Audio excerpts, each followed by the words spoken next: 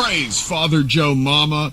A beautiful, beautiful sermon there from the Pittsburgh Revival a couple of weeks ago.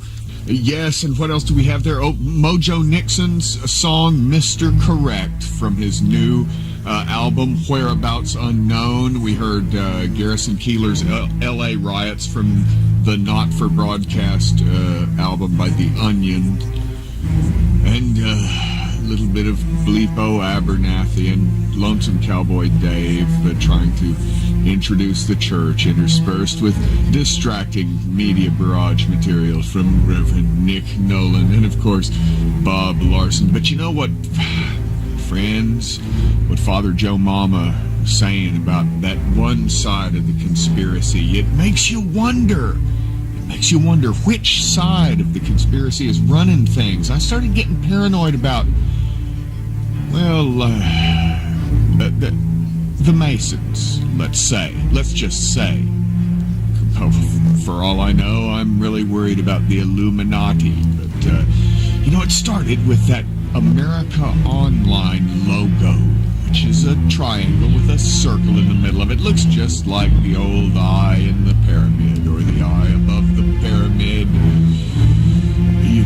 And I mentioned that to my friend Emot, and Emot said, "Oh, that's just the beginning of it. Haven't you noticed those triangles, the eyeball shapes are just everywhere? And in fact, they've even gotten quite obvious about the names of these businesses." You guys ever notice the red arches that form a big M of the Sonic hamburgers? Get it? Sonic? Sonic? I think I'll have Masonic burger now.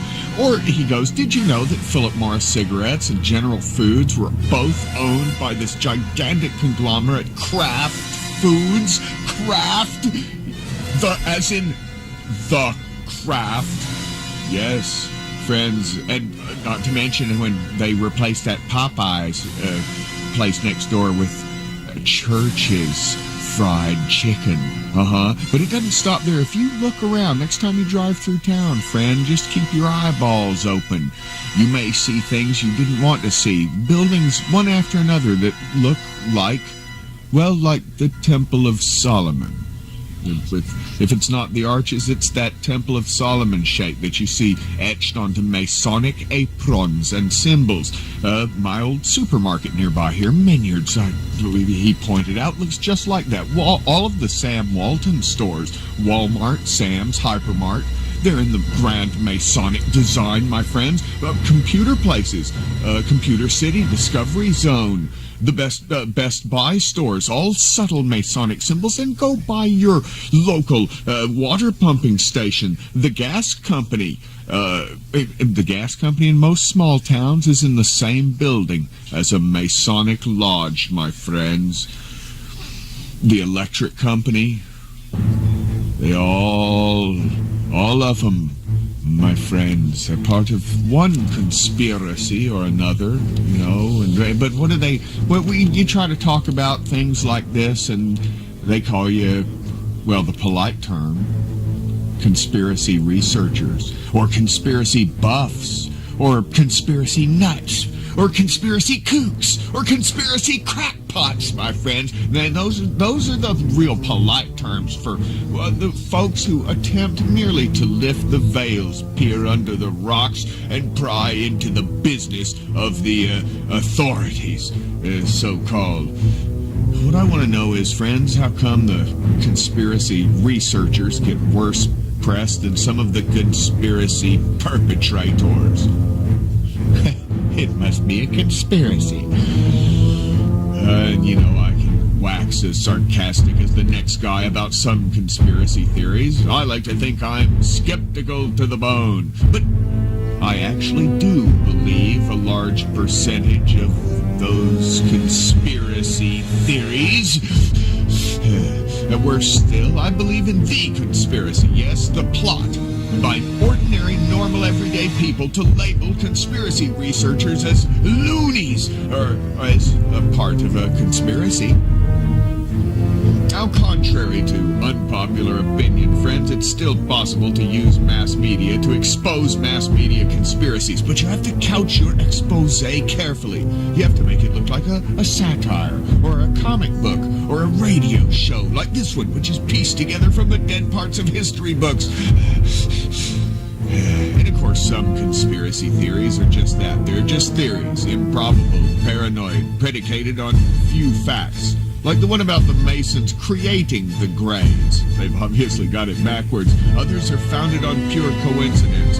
And these I would consider kooky, wouldn't you? But then, one man's a paranoid lunatic is the next man's dedicated researcher.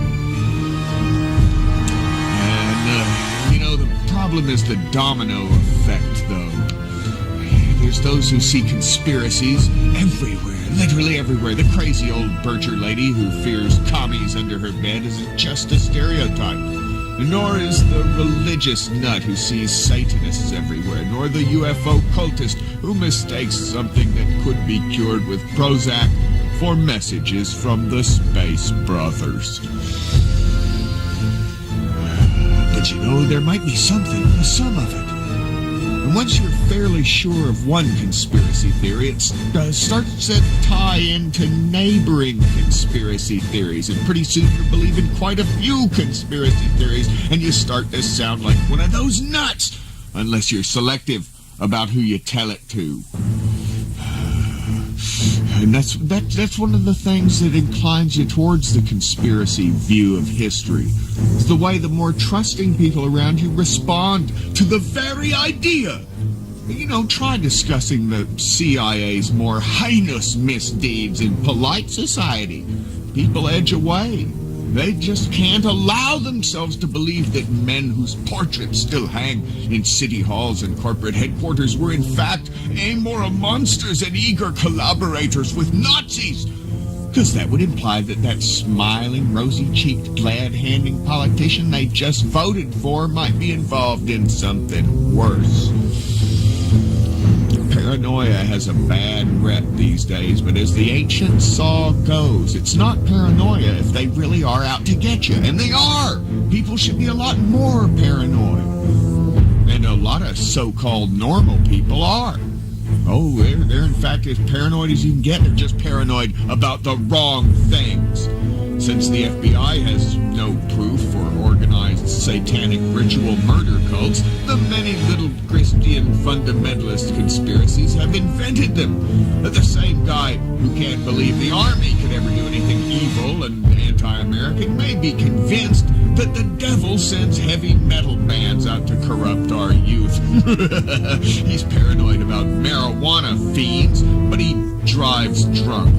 He's paranoid about sex and violence on TV, but thinks everybody should have their own automatic weapon. He's learned that the media is controlled by liberals because he listens to right-wing blather all day long on the radio. Shut up, little man. Nobody asked you to say anything.